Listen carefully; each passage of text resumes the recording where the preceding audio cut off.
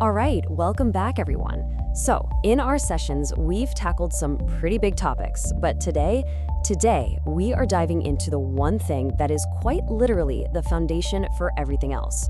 It's your secret weapon for nailing those assignments, for being on your A game at work, and just for keeping it all together. Yeah, we're talking about sleep. You know exactly what I'm talking about, right? Your body is just screaming for rest, but your brain? Oh, your brain is running a full-blown marathon. It's replaying that awkward thing you said in a meeting and, making a to-do list for the next 5 years. It is the worst. But what if I told you there's a way to hit close all tabs? Let's just be real for a second. Over here, you've got rested you. This person is a workplace hero. They're sharp, they're focused, they're creative. And then over here, we have tired you, the walking zombie who's living in brain fog central and basically running on pure caffeine and spite. The only thing separating these two, a decent night's sleep. It's that big of a deal. So, here's our game plan for today. First, we're going to talk about why sleep is your secret weapon. Then, we're going to crack the code on what I call the 24-hour sleep loop. We'll get into the practical stuff, like how to actually power down that racing brain. Then, we'll upgrade your bedroom into a sleep sanctuary, unmask the usual suspects, the common sleep enemies, and we'll wrap up with maybe the most important rule of all, the good enough rule. Okay, let's kick things off with the big idea. See, we tend to think of sleep as a luxury, right? It's the reward you get after you've done all the hard work. But that's backwards. Sleep is the essential maintenance your body and brain need in order to do the hard work in the first place. It is the quiet foundation for absolutely everything. While you're off in dreamland, your body is actually pulling an all-nighter. It's busy repairing muscles, balancing the hormones that control your mood, and yes, your appetite. That's why you want to eat everything when you're tired. And this is so crucial for you. It's filing away everything you learned that day into your long-term memory. It's like a free, automatic performance upgrade that happens every single night. Okay, now this is a total game changer. A great night's sleep doesn't start when your head hits the pillow. Nope. It starts the moment you wake up. You've got to think of it like a 24-hour loop, where every single thing you do during the day has a direct impact on how you sleep later on. So here's how that loop works. In the morning, you've got to get some sunlight. I'm talking even just 10 minutes by a window. That blast of light tells your internal body clock, hey, it's daytime, let's go, which then helps it know when to shut down later. Then, early afternoon, that's last call for caffeine. Switch to water. In the evening, you start shifting into wind-down mode. Think low lights, low stimulation. Each step just sets the stage for a nice, smooth power-off at night.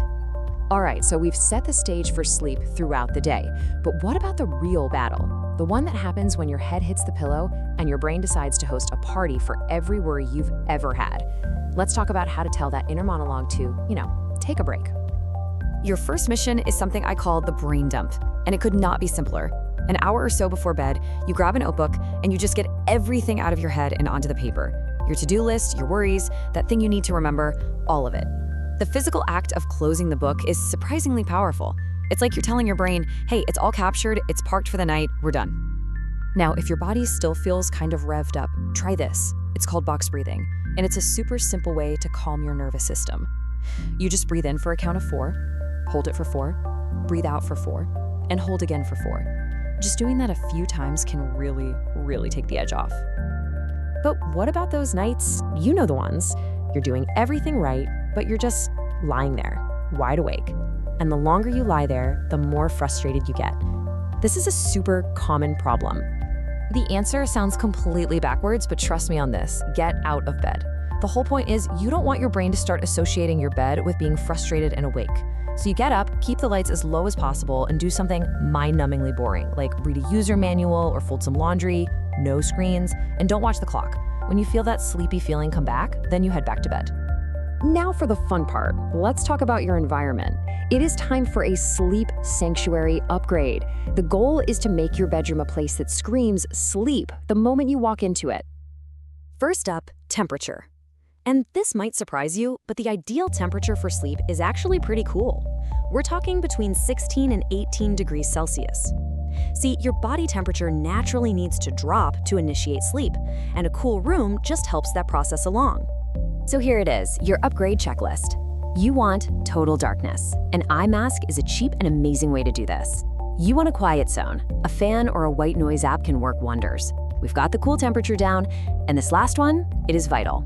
Your bed is for two things only: sleep and sex. That's it. No working from bed, no eating in bed, and definitely no scrolling.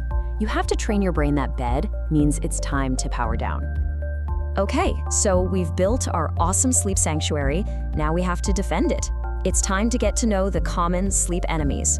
You gotta know your villains. First on the list, that late night curry or that giant bowl of pasta right before bed. Eating a big, heavy, or spicy meal too close to bedtime can cause things like heartburn and indigestion, which basically forces your body to work on digestion when it should be resting. Try to finish your last big meal a couple of hours before you hit the sack. Ah yes, the nightcap. It feels like it helps, doesn't it? It makes you feel a bit drowsy, but alcohol is a total sleep saboteur in disguise. It might help you fall asleep, but it absolutely fragments the second half of your sleep cycle. That's why you pop awake at 4 a.m., heart racing, wondering what's going on. And now, for the final boss, the biggest villain of them all, the doom scroll. This thing is a double whammy. First, the bright blue light from your screen is screaming, "It's morning," at your brain. And second, the content itself, the news, the work emails, the social media drama, it winds your brain up right at the exact moment you need it to wind down. And that brings us to our final and honestly, maybe the most important section of all. This one's for all the perfectionists out there. When it comes to sleep, trying to be perfect is actually your worst enemy. Look, life is messy. You are juggling work, college, a social life, everything. Sometimes you're gonna have a late shift. Sometimes the neighbor's dog is going to decide to sing you the song of its people all night long. A perfect plan is just not realistic. Things will go wrong, and that is okay. So please, if you take one thing away from today, let it be this: aim for good enough most of the time. Seriously, don't stress about getting a perfect 8 hours every single night. Your body clock thrives on a consistent rhythm way more than it cares about occasional perfection. Consistency over perfection. So what's the recovery plan after a bad night? Well, what you want to do is sleep in for 3 hours and drink a gallon of coffee. But don't do it. Sleeping in just messes up your clock for the next night. Instead, what you do is get up at your normal time, get some morning light to reset your system, and just aim for a normal bedtime that night. Don't stress about it. So we have covered a ton of ground. But please, don't feel like you have to do all of this at once. I want to leave you with this one question. Looking at everything we talked about, what is the one small, tiny change you're going to try tonight? Maybe it's just plugging your phone in across the room. Maybe it's doing a 5-minute brain dump. Whatever it is, that one small change is how you start unlocking your secret weapon.